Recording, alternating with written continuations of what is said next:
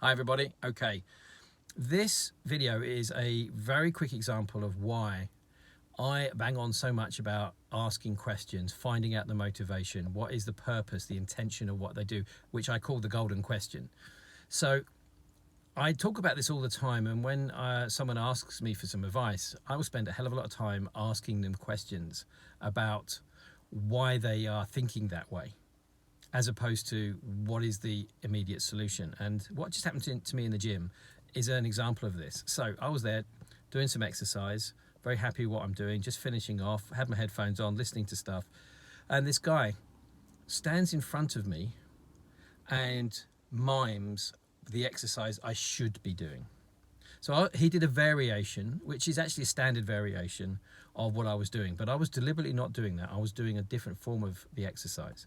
But he just walks up, doesn't say anything to me, and just mimes the exercise and how I should be doing it. Picks up his weight and goes back to what he was doing.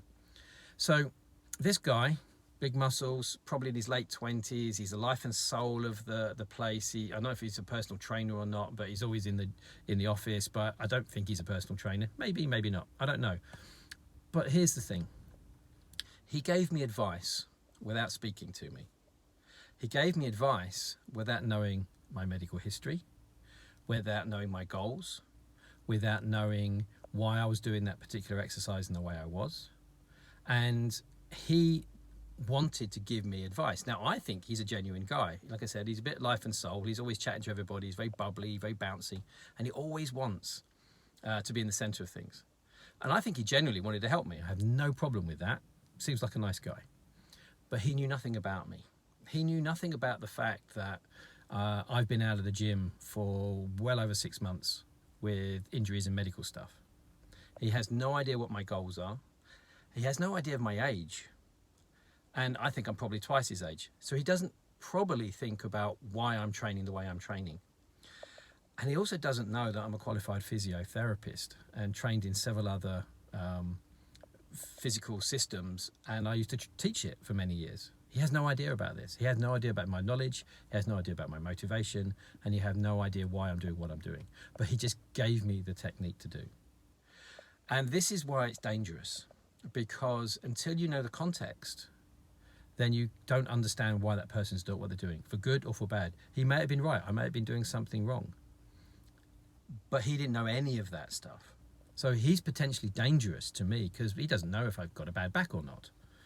And he gave me something which would have, one, possibly been accurate, but two, could have been damaging, and three, could have made me think, well, you know, why are you giving me this? Am I not doing it wrong? And then made me feel like I shouldn't be going back to the gym because I don't know what I'm doing. Perhaps I'm a person who's not been to the gym much, and I don't have much confidence in myself. So his well-intentioned immediate response missed on so many different levels, even though the technique he showed me is quite legitimate. It's fine.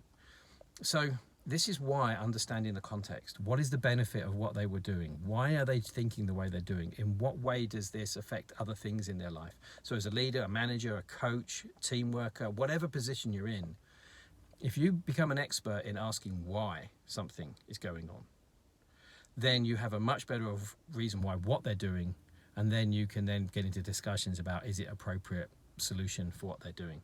So I didn't change what I was doing, and he looked at me as like, why are you not listening to me?